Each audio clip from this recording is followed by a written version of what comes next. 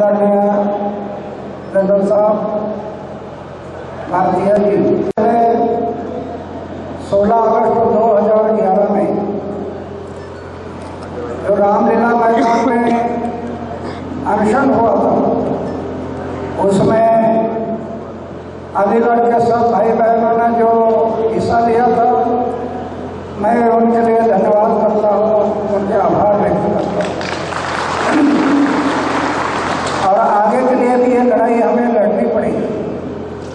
अभी आपने सुना है, जनरल साहब को सुना, जिलानी साहब को सुना, क्या हमारा स्वार्थ है इसमें? इतना भी स्वार्थ नहीं, इतना भी कोई लालच नहीं। हम लोगों ने यह तय किया कि जब तक जीना है देश और समाज की सेवा के लिए, और जिस दिन मरना है समाज और देश की सेवा के लिए, ये हम लोग मैं तो 30 साल से लड़ रहा हूँ, 30 साल हो गए, 30 साल से लड़ रहा हूँ। और ये लड़ने के लिए जब मुझे खतरा लग रहा था कि समाज की और देश की सेवा करनी है, तो शादी कर लो तो चूल्हा जलाने में समय बीत जाएगा, फिर मैं सेवा नहीं कर पाऊंगा। इसलिए मैं निर्णय ले लिया कि शादी नहीं करना। मेरे जीवन का हर क्षण समाज और देश की सेवा में लगे, इसलिए मैं निर्णय लिया कि शादी नहीं करना बेहतर है। और आज 75 साल की उम्र हो गई, वही विचार है। मेरा घर है गांव में, 40 साल हो गया घर में गया हुआ, 40 साल फिर से घर में नहीं गया। मेरे 3 भाई हैं, भाई के बच्चों का नाम क्या है अभी पता नहीं।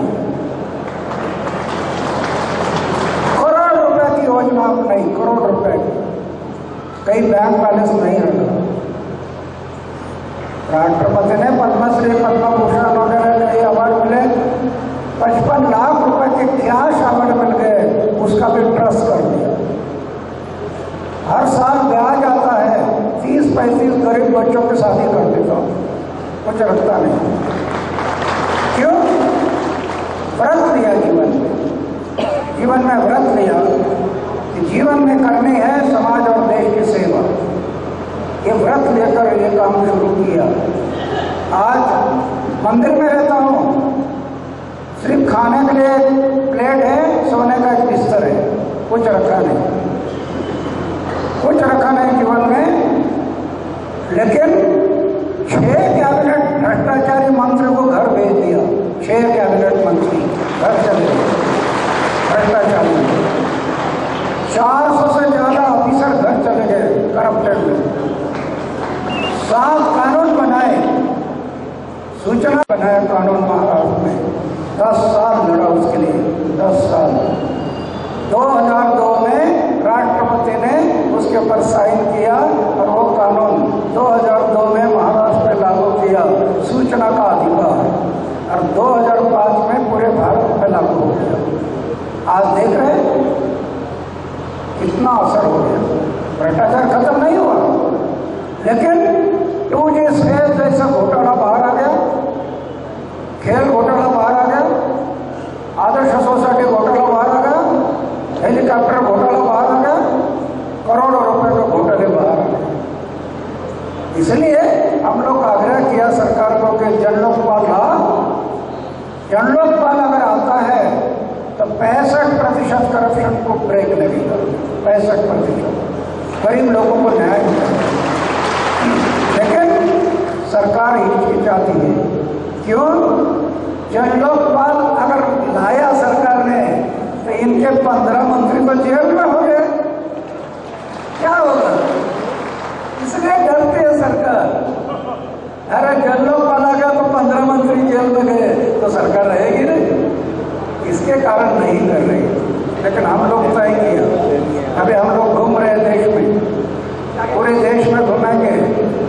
120 करोड़ जनता जाग जाएगी नहीं मुझे पता नहीं, लेकिन 1.5 साल पूरे देश में घूमेंगे तो हमें विश्वास है कम से कम 6 करोड़ लोगों को हम संगठित करेंगे, 6 करोड़ संगठित करेंगे, 6 करोड़। और 6 करोड़ लोग अगर संगठित हो गए ना, सरकार कोई भी हो, नाक दबाने से मुंह खुल जाएगा सरकार।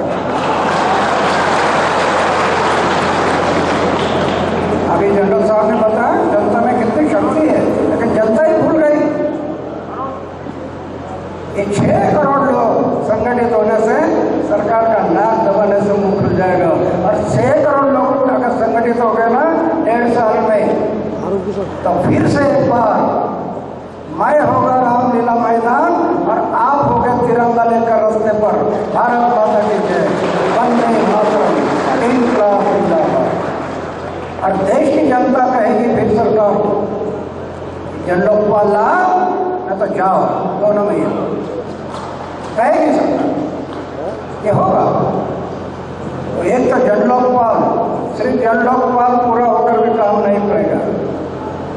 आज जो लोग गुंडा लोग अंदर जा रहे हैं विधानसभा लोकसभा में, ये पवित्र मंदिर है, देश के पवित्र मंदिर, लोकसभा ये लोकशाही के पवित्र मंदिर है। इस पवित्र मंदिर में जो ऐसे गुनहगार जा रहे हैं, गुंडा जा रहे हैं, भ्रष्टाचारी जा रहे हैं, इसको रोकना है। इसको रोकना 2 बातें करना है। एक तो राइट टू रिजेक्ट का कानून, सरकार के पीछे पड़े, प्राइम मिनिस्टर ने मुझे लेटर लिखा है, हम लाने के लिए तैयार है, विरोधी पक्ष के साथ बात कर रहे हैं, लेकिन अभी तक नहीं कर रहे। अभी हम सब लोग संगठित हो गए तो कानून बनाना पड़ेगा सरकार को। राइट टू रिजेक्ट क्या है? 4 उम्मीदवार खड़े हैं, मतदाता बोलता है ये चारों भी गुंडा है, मैं वोट किसको देना? एक भी पसंद नहीं मुझे, तो वोट किसको देना? हमारा कहना है 4 लोग खड़े हैं, उनको चुनाव का निशान दिया है, अभी आखिरी चिन्ह डाल दो, आखिरी चिन्ह 5वां नापसंदी, नापसंदी का चिन्ह डाल दो। अभी वोटर देखेगा, एक भी पसंद नहीं, नापसंदी पर मोहर लगाएगा। और 4 उम्मीदवार से नापसंदी पर मोहर ज्यादा लग गई, इलेक्शन कैंसल, फिर इलेक्शन ले लो, बंटवारा करो। पैसा कहाँ से करते हैं? 10-10 करोड़ रुपया एक इलेक्शन के लिए, 10-12 करोड़ रुपया, 15 करोड़ रुपया एक इलेक्शन। एक इलेक्शन कैंसल हो गया और उम्मीदवार के 10 करोड़ रुपए पाने लगे तो दिमाग जगह पर आ जाएगा। और जो इलेक्शन कैंसल होगा उन उम्मीदवारों को फिर से खड़ा होने की इजाजत नहीं, कानून से फिर से खड़ा नहीं होगा। चले आओ भाई, चले आओ यार, वो करना है हमें। ये भाषण नहीं है, ये भाषण नहीं। मैंने 7 कानून बनाए, 7। क्यों? मैं अकेला नहीं, संगठन बनाया। महाराष्ट्र के 252 तहसील में संगठन बन गया और सरकार का नाक दबाने से मुंह खुलने के कारण 7 कानून बनाने पड़े सरकार। अभी भारत सरकार में भी ये करना है हमें। हमारी गलती है, एक तो पक्ष और पार्टी के सामने राष्ट्रीय सामाजिक दृष्टिकोण रहा नहीं। सत्ता से पैसा, पैसा से सत्ता, बलिदान की याद नहीं है। भगत सिंह, सुखदेव, राजगुरु जैसे लाखों लोगों ने कुर्बानी की, उनकी याद नहीं है। सत्ता से पैसा जुटाना, पैसा से सत्ता। जैसे हिंदू अपने कोई मरता है तो 4 लोग कंधे पर ले जाते, मुस्लिम भाई कोई मरते हैं तो डोली में बंद करके ले जाते, क्रिश्चियन भाई कोई मरते हैं तो पेटी में बंद करके ले जाते। राजनीति में बहुत से लोगों को ऐसे लगता है कि स्मशान में जाते समय भी चेयर में बैठकर ही जाना चाहिए, इतने चेयर से चिपक, उसके कारण ये देश जाना, सेवा भाव नहीं था, बलिदान की याद नहीं रही। लेकिन हमारी भी गलती है ना। अरे पक्ष और पार्टी ने गलत लोगों को टिकट दिया, वोटिंग करना मेरे हाथ में है।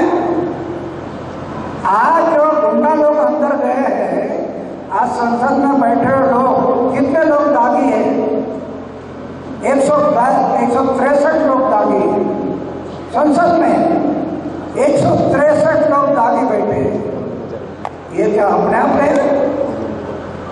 अपने आप थोड़े रहे। पक्ष और पार्टी ने टिकट दिया, लेकिन हम लोग भी वोटिंग किया ना उसको। क्यों?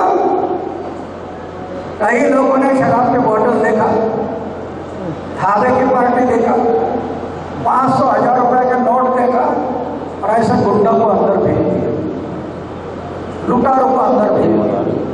और आज हमें सर में हाथ देकर बैठ गए कि हमारे पर अन्याय हो रहा, हमारे पर अन्याय हो रहा। आगे आने वाले कोई भी इलेक्शन में मैं गुंडा, फैक्टर, व्यभिचारी, लुटारू ऐसे उम्मीदवार को वोटिंग नहीं कर दूंगा। इसका पक्का तब बदलाव आएगा, तब बदलाव आएगा। ये हमारे हाथ में है ना। ये बदलाव करने की चाबी आपके हाथ में है, जनता के हाथ में है। 18 साल की उम्र हो गई, उनके हाथ में चाबी है बदलने का। ये अन्ना हजारे या जनरल साहब हम तो सिर्फ आपको जगा रहे हैं, लेकिन चाबी तो हाथ में, हाथ में। वो चाबी लगा तो बदलाव आएगा। जो जनरल साहब ने बताया था कि संगठित हो जाओ आगे के लिए। कोई भी इलेक्शन में हम ऐसे गुंडा लोगों को वोटिंग नहीं करना, लुटारू को वोटिंग नहीं करना। एक बात। दूसरा है, अभी जो जनरल साहब भी कह रहे, होता क्या है, जैसे हमारे यहाँ बैल का त्योहार आता है, बैल के त्योहार में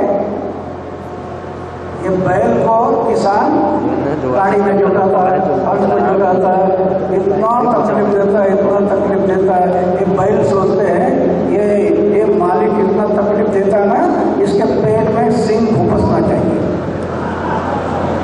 पेट में सिंग घुपसना चाहिए। सोचते हैं भाई आज करेंगे, उधर कल करेंगे, परसों करेंगे, नरसों करेंगे। होते होते होते ये बैल का त्योहार आता है, हमारे इधर बोलते पोड़ा,